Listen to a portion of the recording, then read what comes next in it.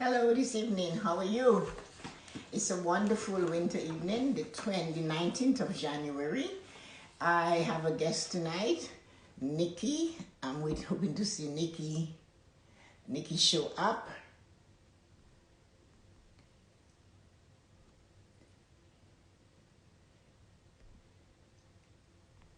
Request to Nikki, and I hope she'll be there with me in a few minutes.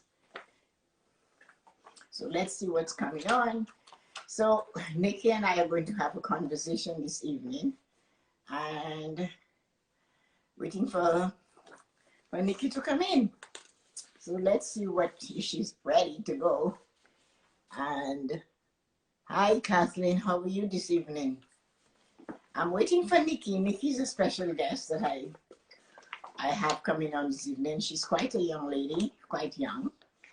And I'll tell you a little bit about her, maybe embarrassing her a bit, I guess. So I'm waiting for her. A couple of you are here. So how is the weather treating you guys tonight? It's a little bit colder than a couple of days ago.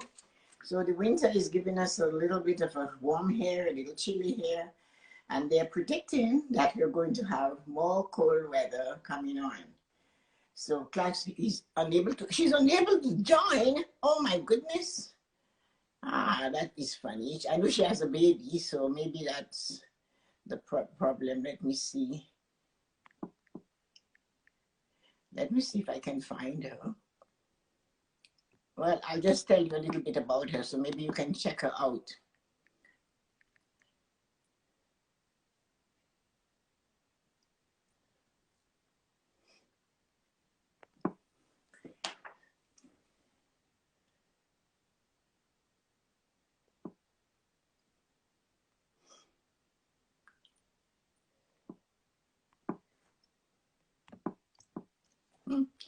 So I'm waiting. I might be late, but let's see what happens. Hi, Kathleen. So how are you doing? If not, I'll have a wonderful conversation about life I'll tell you a little bit about Nikki, but she's not coming on. So maybe the baby is giving her some trouble. Last week she wanted to come on and the baby was giving her some trouble. She's a single mom.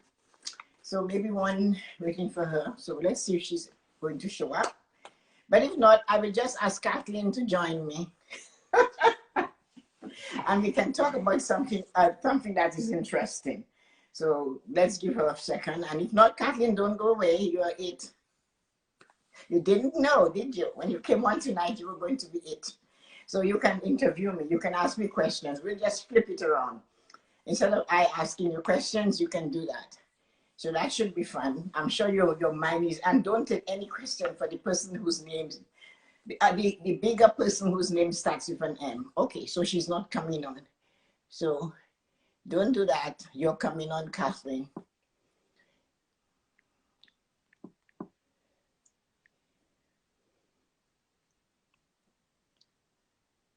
Okay, so accept me. I didn't. But you don't normally come in early, so for you to show up. Now you know, hello. How are you? I can tell you about the young lady that was supposed to come in, you know. I'll read a little bit about her. She's quite fast. She's only 25. So some of it might, you look beautiful just the way you are. Are you okay? Hold on, I have headphones in. Okay, go ahead. All right. So her name is Nikki Clark. She's 25 years old and lives in DMV, Eastern Shore of Maryland. Nikki is the founder and the CEO of Clark's Mission. So it's a brand she built to have her dad's live live on through inspiring creatives with mental organizations, giving back and impacting the world. She's a Christian, a child of God, a single mother, a mentor. She's 25 years old. And she's a philanthropist, a writer, a spoken word artist, a course creator, and a friend of those who need support. So she's quite a young lady. She was actually quite impressive when she called, but anyway, there we are. But I know last week her mom couldn't take care of the baby, so there you go. So Kathleen, you're it. So what are we going to talk tonight about? I don't know. I was just actually putting away the Christmas ornaments. I'm just here enjoying the peace and quiet by myself. Oh, where is Miss Monroe? Well, homeschool, school from home took place at Nanny and Granddad, so that is where she remains for a good sleepover, I guess. Oh, You know, okay. creating memories, as Tessa always teaches me, When you have to create and memories, that is one of the most as important things, you know. Angela is on. Angela is from the Movement Makers. So to tell me about what it is, Kathleen, that pushes you further, because you're always somebody that moves. Like your drive is just constant. There's never a stop to it. You don't see mountains, you see possibilities. Tell me a little about that. I think I really do. I think that a lot, well, and I do message you a lot because I have a direct access to you all the time for my whole life.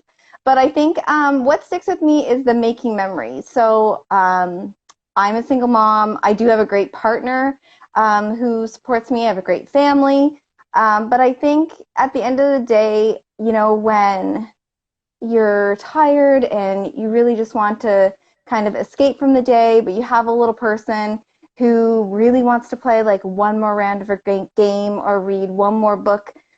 I think that that's a big drive for me, just to create those memories, because I have those great memories of my parents and my community that created great memories that I have even with your children, Tessa, and the fun and games and like the constant commotion and chaos that we cause as children.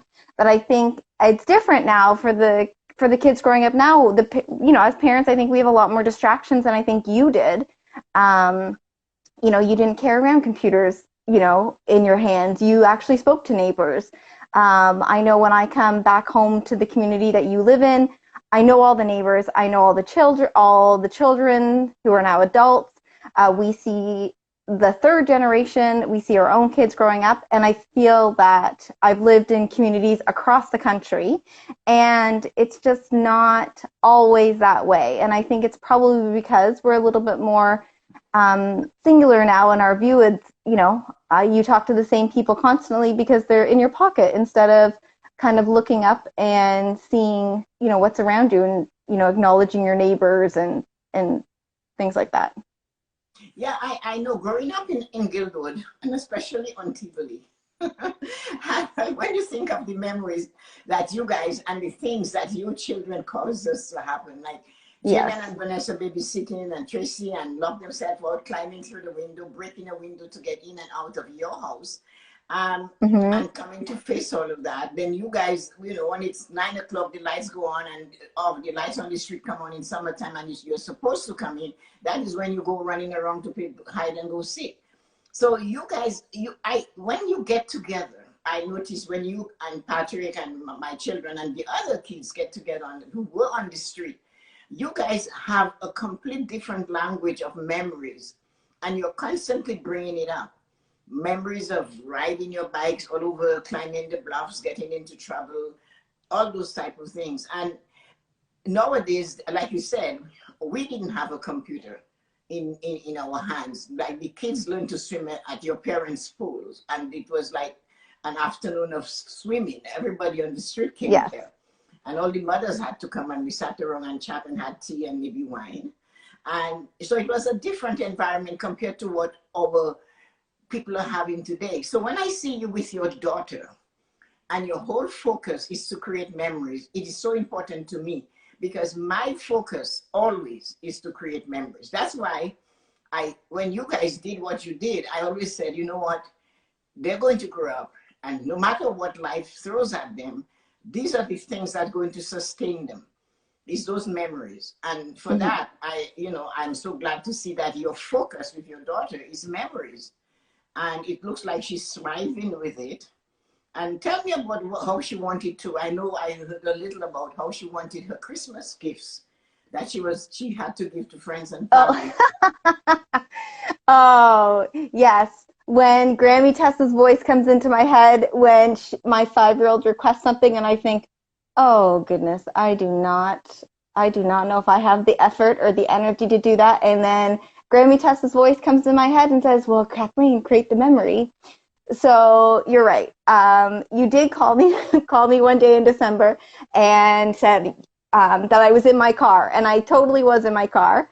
And I let you know that my daughter had declared that every single Christmas gift she wanted done. She wanted to be wrapped in pink wrapping paper.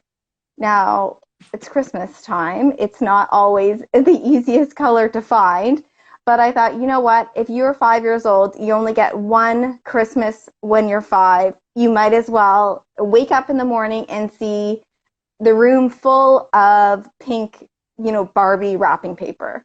So I did say to you that day, oh, I am on the hunt for this paper. And you know what? It totally was. Whether, it's a Christmas that she talks about for 2 years or she talks about for 25 years, I made sure that I made the most of it. Every teeny tiny little stocking stuffer was wrapped this year, which is not usually something that I would do. But you know what? It was for the moment. And some of it, you do for your children because you think this is going to be an amazing moment for them. I travel a lot, or I did travel pre-COVID a lot with Monroe. And sometimes I do have people say to me like, well, why do you do that? Like, she's not going to remember. And sometimes selfishly, it's not for her. It's for me to experience it with her. When I first became a single mom, and Tessa and you and I talked about this, I took it as an opportunity, as it was my second chance in life. I had followed a very kind of traditional path and married and had a baby, and it just wasn't for me. So when I became a single mom and I got a second chance, there was some very definitive goals that I set that I was, definitely going to achieve. And one of them was traveling specifically to Disney. And I messaged you when I got to Disney that first day, and I know you remember, and I was floored because you think, like, holy shit, I did it. And 2 years before, you thought, there was no way. We talked about, like a tiny little apartment and just, kind of getting by and sorting it out. So, whether it's, Disney and meeting Nikki or it's pink wrapping paper, it makes a difference to everybody, right? It creates memories for everyone. Well, it's a good thing that you share that, and I see you're getting emotional. But like your journey started when you guys moved to the street, and you have been in my house. Your daughter calls me Grammy Tess, and you and your brother are like my adopted children. When I got in an accident, I called. Patrick came. And when Patrick is red hair, and when the policeman asked, he said to him, "Who are you?" He said, "That's my mother." And I just kind of okay, because I know he would take over. So I understand the connection we have. But the thing that I always wanted to teach you all is the memories. The memories, like you all guys didn't know what ramen noodles was. Yes. And Julian introduced you to ramen noodles. And definitely. You're using it now and again for your daughter. I worked with you on your financial goals when you first got engaged. Yes. And we sat outside in the summer on the back porch and patio and worked on your plans and your goals, and it was quite a mission. And you guys did so many wonderful things. You paid for your wedding, you bought a home, and okay, it didn't work, but you didn't die when it didn't work. You didn't crumble because you had and you had the support of your community. So and that kept you going. We all had to step in and like just to listen to you. It wasn't to help you because you could help yourself. You had a spending plan and you swear by your spending plan. Tell us a little bit, because some people are listening who don't know the magic of a spending plan. So I do follow your spending plan. How many years ago would that have been? 17, 18, almost 20 years ago, I guess, as I started on it. And but you own your own home. You own your own condo. I do own my own home. So yes. So I do own my own home. I have since I was 27, I guess. We bought our first property. Yes. So I do own my own home. I am completely debt free minus the house. And then I have my daughter. So my focus is what I really enjoy about the spending plan, I guess, is that you break it down biweekly. So I'm paid biweekly. So therefore, all of my bills, I break down to a biweekly amount. So Tessa will tell you that I'm not great with math. It's not my first strength. And when Tessa used to do the math in front of me 20 years ago, she used to do it and they'd be like, okay, so you got it? And I would just shake my head. And we both knew that I was lying. That I had no idea how she did it so quickly. But now I can proudly say that I do my own math. And Tessa used to get really, really annoyed with me because I used to round things to the full dollar. And she used to say to me, the cents matter, the cents matter. And now that you have so many, I have so many items on my list. She's completely right. Like the cents does matter. So what I do with all of my bills is if we take the let me see, like the Netflix, okay? So if the Netflix is $13 a month, then I times that by 12, and then I know how much Netflix is for the entire year, but I actually get paid 26 times in the year. So I take the total Netflix amount and I divide it by 26. And then I write that number down. So every single time I get paid, I send that Netflix amount, whatever it works out to be, it's like $6.80 something cents. I send that to my Visa so that when Netflix charges me, the money's already there. And I do that with every single bill. It's the same thing with like hydro. I estimate what the hydro will be for the month, times it by 12, divided by 26 for my numbers of pays. And then that's how much I know that I'm going to be spending on hydro, electric. I do all of that. Same thing with your car insurance, home insurance. I think one of the most important things that Tessa actually taught me, though, and is that I think a lot of people don't work backwards, Tess. So I think a lot of people get their check and then they divide it by all of the things that they think that they need in life, needs and wants. Whereas I think, Tessa, you taught me that we actually decided how much I wanted to spend on certain things. So travel and vacation is what I like to spend money on. And you had said to me a million years ago, how much does it cost you to go on vacation? And then so I think at the time it was like $2,500. $3,000 maybe. So we took that number, divided it by 26, and I remember that my first vacation amount was $118. So $118 of every pay went to a vacation account so that I could have that vacation in a year. So I think that way, if you set goals and then work backwards, you know how much to spend on everything else instead of like just being saddled with the bills you had and trying to figure it out. So that is amazing. The spending plan allows you what happens at the, like, I need you to say it because I do it, but somebody has to be with me for them to really get it or listen completely. But okay. What is your name? which one of us? I don't have a public Instagram. Tessa-Marie just yeah. So so one of the things though, you talked about paying your bills that way. What about your groceries and your pocket money and your entertainment or your clothes money for shopping, buying your clothes, Monroe's education plan? Do you handle it the same way? Yes. So my daughter Monroe gets a line, basically like a line on the plan. So every month her extracurriculars or pre-COVID extracurriculars get a payment, and then Monroe and I separately have a slush fund. So basically it's when I need clothing, when she needs clothing, when I want to go out for dinner with my girlfriends, something extra than kind of a regular weekly thing, I go to that account. And I had come to Tessa probably about oh, probably, I guess like, well, I guess pre-COVID, probably like last year. And I said to her, like, how I need to separate Monroe's money from my money because as a mom, you always make sure that they're taken care of and then you fall off the list, right? I wasn't taking care of my own needs as I would have before I became a mom. Obviously, most people are like that. So Monroe's education fund is the exact same way. It gets paid biweekly from a dollar amount set. All of her activities get set that way. So then, and I also make sure that the groceries, same thing. So I have a set amount.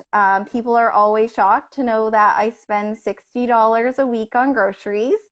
So we are, almost kind of 2.5 people because my daughter and I are here full time. My boyfriend and partner, he is here half the week. So I do provide his meals. I take lunch to work every day. And I would be, if there was school, Monroe would be having a packed lunch and packed snacks. So I know the grocery amount always is a little bit shocking to people. And I promise that we eat from all 4 food groups and we eat fresh food all the time. How do you manage to do that? Because when I talk to people and I tell them how much, when we had all of you would show up for dinner, and dinner had to be served, right? So we had to do that, and we were able to always have enough. So Yes. what it is when you shop for grocery, how do you shop? Because that is the weakness for 99.9% of human beings. So when I shop, I always shop first. Now it's easier with all the apps, so I do use the Flip Grocery app. Every Thursday, I flip through it. I go through the flyers and the circulars to see what's on sale. But I think it's important to only look for the things that you actually use. So some like random kid snacks are always the downfall, right? Some random kid snacks will be on sale and you think, well, I'll pick that up. But really, like, is your kid going to eat it, or are you just super excited to get like 6 pouches of something for 99 cents? So I think that's important. I also think that keeping a well-stocked pantry is important too. There are some actually weeks that I don't spend the whole $60 because I already have, my brother's commenting. Did you see Patrick? Yes, he's commenting that I shop that I shop at my parents' house. Which, listen, when you go over to your parents' house, you're allowed to raid their fridge. I don't take the groceries home, but I eat a bunch when I'm there. So he has nothing to talk about. Juliet shops at 26, which is mine. Exactly. So I think the other thing too is buying in bulk. Now I don't own like a bulk food store membership because I mean we're 2.5 people. It doesn't seem worth it to me.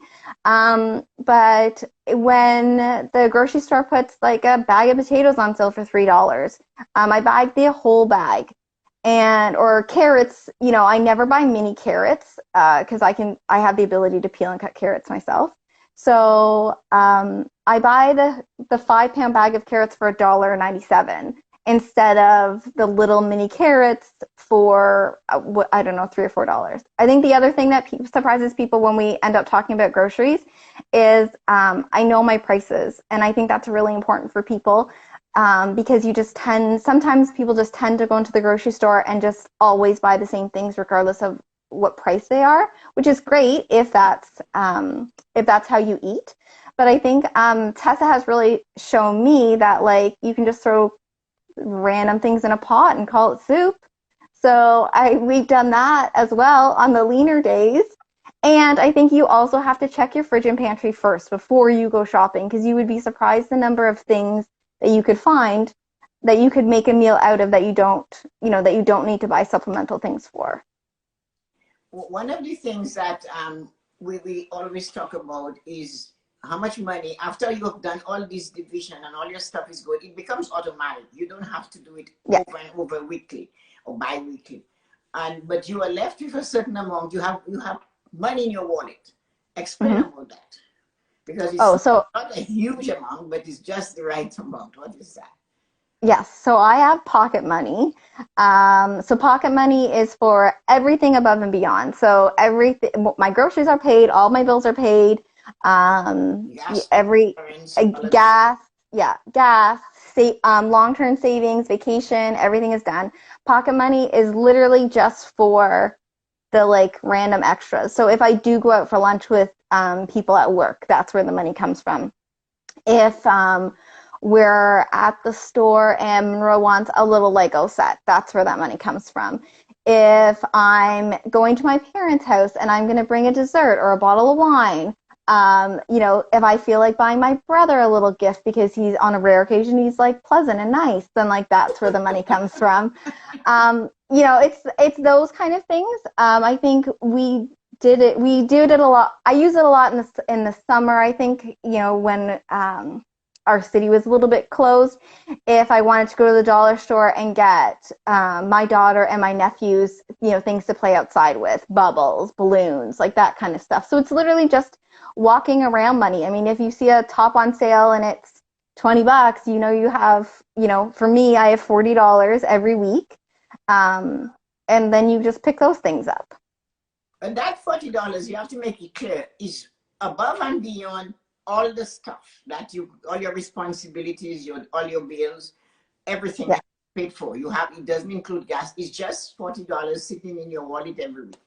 And you can choose to do things. You might buy something and you want, but it's not because there is money for it. That money is kind of play money. Yes. Yeah. And tell us when you tell us about your Christmas account, because people don't realize Christmas and birthdays and whatever accounts. Tell us about that, because that is part of the plan. So I have a line, same thing, that gets money. I have an account that gets money every 2 weeks when I get paid for Christmas. So I kind of figure out how much I spend for Christmas. So usually it's between like $750 and $1,000, or that's kind of what I like in there. So that's the same thing. I take that amount, divide it by 26, and then that money goes in there, and that money starts going in there all year round. It's like a sinking fund. So the nice thing is then as Christmas becomes closer, or in our family, we choose names for Christmas. So as soon as we've pulled names, regardless of, you know, we usually do it in October at Thanksgiving, I can start shopping then because I have money sitting in an account waiting to be spent. If I'm out in the summer and I see an amazing deal, you know, we have a lot of December birthdays in our family, and you think that would be perfect for that person, you pick it up as you go. It's actually a lot. It's how I do a lot of my daughter's Christmas shopping. You know, as soon as I kind of see a good deal and it's on sale, pick it up. So you end up storing a lot of things, but you know what? It's easier. You know, sometimes months will go by and you don't spend a thing from it, and then December will come and you can blow it all.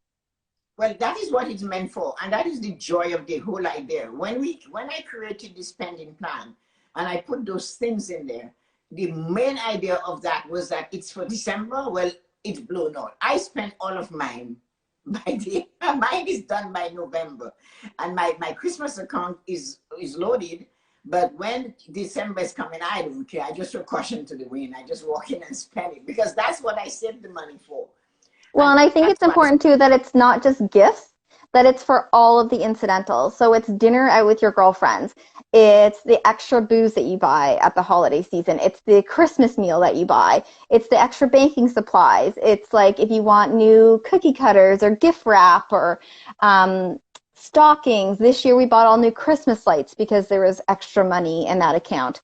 Our Christmas tree this year didn't cost nearly what I had estimated it based on last year. So that meant there was like $30 extra. So, you know, like everyone got like one more little thing in their stocking. So I think it's just making sure that not thinking of it as just gifts, making sure that you're thinking about it as a whole holiday, like a whole holiday season. So if it's like what's included in there is actually Christmas photos for Monroe, the Santa photos, the Christmas outfit for her, all of that is included in Christmas. And the important thing about setting up a spending plan is it takes time to set it up. Mm-hmm. And you normally will set it up in January. Once it's set up, everything is so automatic that you don't even have to worry about it. You know, your check goes in the bank, then all those things get transferred. The bank will do it for you if you tell them at that certain date, and they'll just take it, and they love to take your money because they use it to give somebody else a loan or a mortgage. So once you have all this in action, you know now, I only have $60 on grocery this week. So you always only have $60, but you go do you ever show up at the grocery store without your list in your phone? No. So I always have a list, and I always keep a running list of when things run out in the house as well, or when I'm using the last of something. So my daughter likes Nutella. So as soon as we open the last Nutella, I know that I have like another 2 or 3 weeks of that jar, but it's on the list, and it maybe not be bought that week, but I know that I need to look for it because it's going to come on sale. Tessa and I talked about like sale cycles. Everything at some point comes down in price, and the manufacturer does it, for a reason. Cheese is the same thing. We're huge cheese people. I would never, ever, buy cheese for more than $4 a brick because I know that it's going to come down. And you know what? If we mess up and it's not the right week for cheese and we're totally out, nobody is going to go hungry here if you don't have it. And I think that's the other important thing is I actually only shop once a week. It's very intentional that way.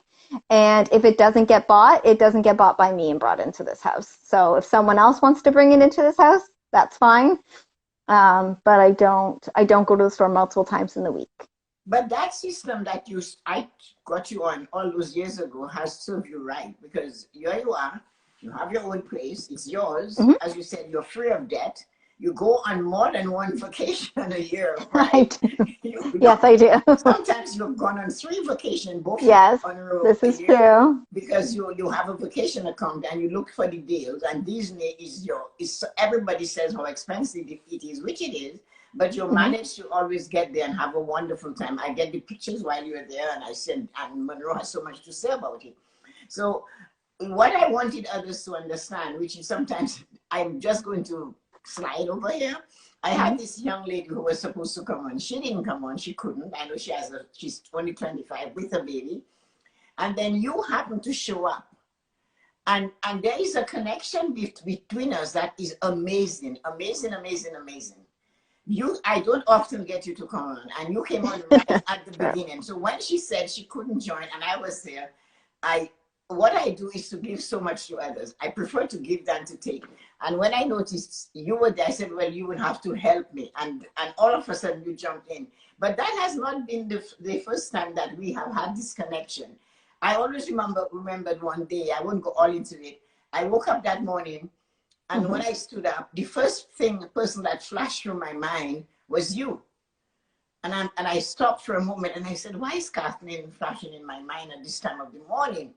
So anyway, I don't use my phone first thing in the morning. I did all of my morning rituals. And then I picked up the phone, and it was just like 10 to 9. And I was going on a walk with another neighbor of ours, Janet. And I said, I opened the phone, and there you go. Oh, Monroe and I are coming to see you today. I remember that.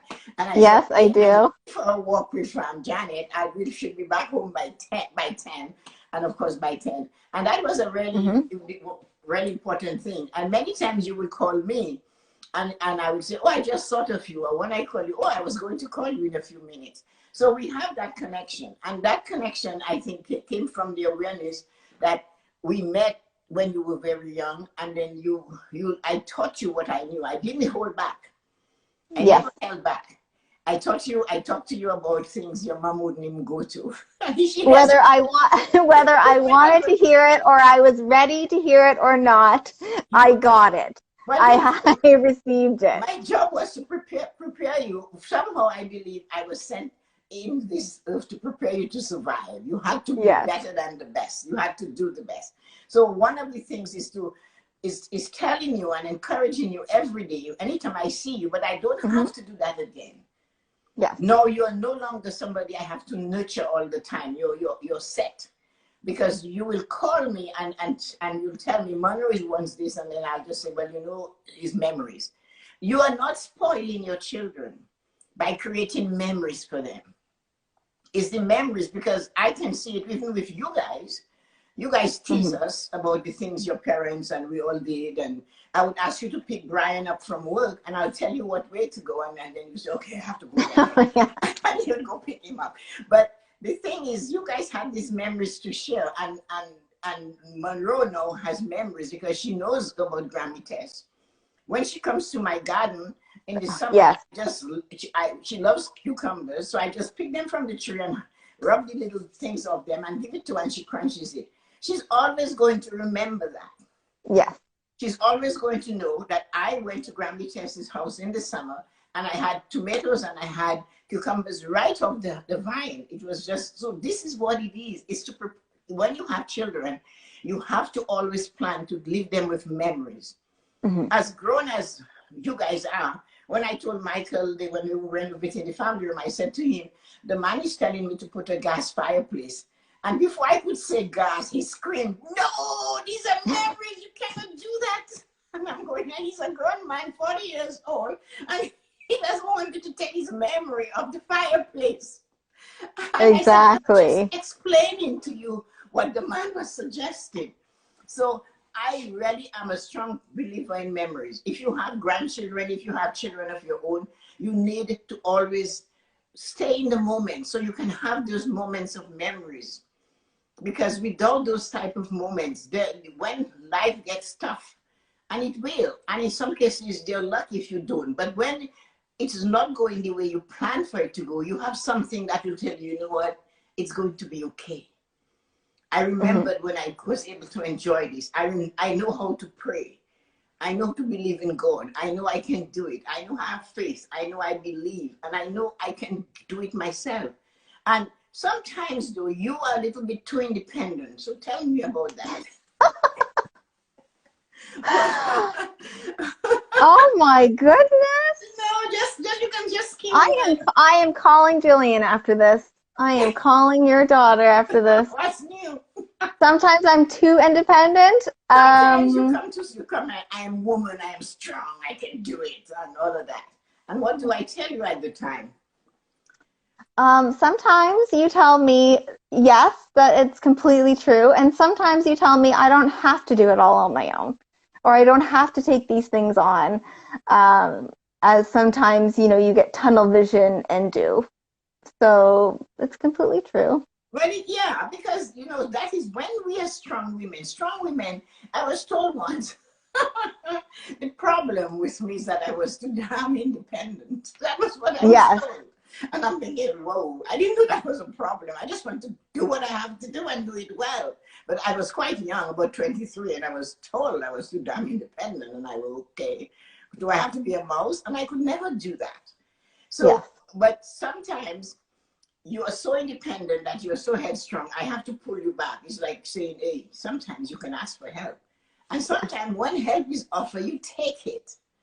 And yes, I think that, yes, you're right. That is exactly what you tell me. Take the help that's offered. Yeah, because I know part of that has to do with me. I know that I told you have to be strong, you have to be independent, you have to be focused, you have to know what you're looking for, you have to put yourself together, you can do it, there's nothing stopping you from being who you want to be. Your education is fantastic, you have your university degree, you can do anything you want. Right. But there comes a time when you need to exhale and realize, okay, I'm getting help. I don't have to bulldoze the help to a corner. I'm sure that I can do it. So that was something I had to pull you back on. And I blame myself a lot for that. I do. Because I am the one that will push you and say, come on, you can do it. I know you can do it. Just do it. But so, and you took that, and I guess it started at such an early age that it became part of you. So as you developed wisdom and you wouldn't do it, I had to pull you back and say, hey, no and again, just take it. The help is offered, take it. So these are the things that I like about you, is that you will, when you see you're facing a wall, you don't shy away from it. You don't cry at the wall. You look at the wall and you say, I can shake you. I know I can. And if I cannot shake you, I will climb over you. If I cannot climb over you, I'll dig a hole beneath you, but I am going to go through you. So well, and I think that and you and I have had this conversation, is sometimes from the outside, people who know both of us will say to me specifically, or to say to you, or to say to, even my own parents, that say they it's their presumption that I'm facing a wall. But you and I know that I'm not. You know, like it looks like a hard time to other people. It does. You know, but I didn't think it was a hard time in the moment until somebody said to me, "Oh, it's like you must be having a really hard time with this." And I thought, "Oh, like am I? Am I supposed to be?" So I think you and I have talked about that too, about what, you know, you and I perceive as, you know, like a mountain to climb, and what others label, you know, the mountains based on their own perspective, and maybe they haven't conquered, you know, like other things, whereas to us their mountains look quite small to overcome. So I Yeah. think that, right, we've had that conversation many times too, that what is perceived and then what's put on you, and it was a shocking moment to me when somebody said something to me about a problem they perceived was a problem, and I didn't think it was.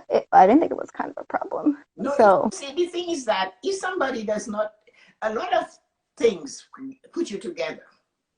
You have a good emotional set. Mentally, you can process the information that you know. You know how to pull back emotionally and react to it. So your emotional health is balanced, because you know there are times you need to stop and at times you can certainly go. mm-hmm. And your mental health is always balanced, because you know when you get the information, you process it so you can apply it at another time. That's how you get your mental capacity going. You have a spiritual connection to God.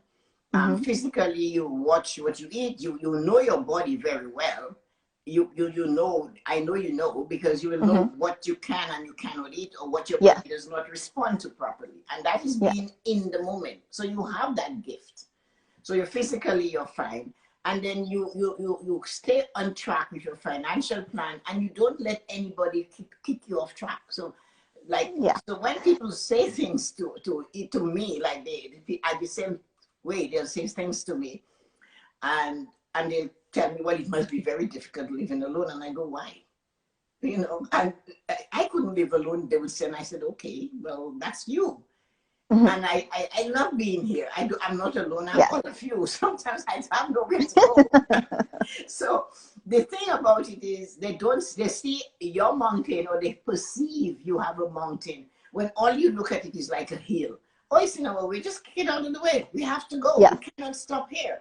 And they have this tiny little molehill, and their tears are running down, and they're anguished, and they cannot see their way through it, because emotionally they're not balanced. Mentally they're not. The emotion has gone, so mental is flying through the corner. They're eating, their physical health is suffering, they're blaming God. And Mm-hmm. then the financial, because now they can't work, or they're not doing something, or they did not prepare. Yeah. So one of the things that I like about the spending plan is that it prepares you for your life. It prepares you for your day-to-day functioning. And in the end, it prepares you for your retirement, because you always have a 401k and RSP Mm-hmm. retirement plan. And that is Yes. what it is. So I am so grateful, Kathleen. I am blessed and highly favored, because I had this person prepared to come in, and you came, and it was You like just that caught connection. me in the right moment. That way, I it was showed up. I sheer.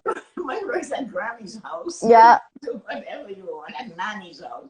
So you're free tonight to enjoy, to do that. I am so, you see, that's connection.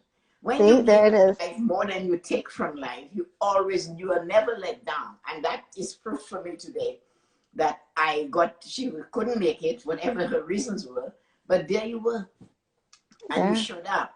So God really has my back, and the There universe you go. has my back, and that I know for sure. Actually, I'm cornered by God.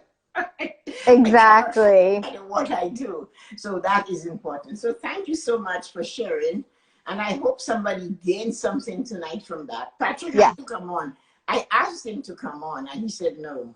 I told I him, see. I see. My lovely sister-in-law is on, so oh, Tina is and on. maybe they're watching it together now. Yeah. I told Tina to come. I told him to tell Tina to come on, or Tina can bring her friend. Tina would be a good one. I think she Yeah. would be a Tina, good you one. should. I want it, Tina but would be a good one about self-care, actually. You yeah, know, she'd be a working in good that one. field, she would be very good about self-care. You're right. Yeah, We'll have to get her on here. yeah, we have to get her on. And I said to Yeah. her, if not, we can have her friend Jen come on and dance. That's true. They could dance together. No, no, no. That would be too much. The screen would break. So, but thank you so much, Kathleen, for coming. Okay. Yeah. Thank you. Okay. Thank you. Oh, you know what? Okay. The thank you's coming from me. I will have to. My birthday's coming. I guess I'll have to go all the way. That's right. You look into that birthday account. That birthday is in February. So take care and That's have right. a wonderful evening. And thank you for Okay. coming. Thanks, guys, everybody, for joining. Thanks, Patrick and Dawn and Rosie and Angela and whoever else and Tina. Thanks for dropping in. Bye. Bye. That was a good one.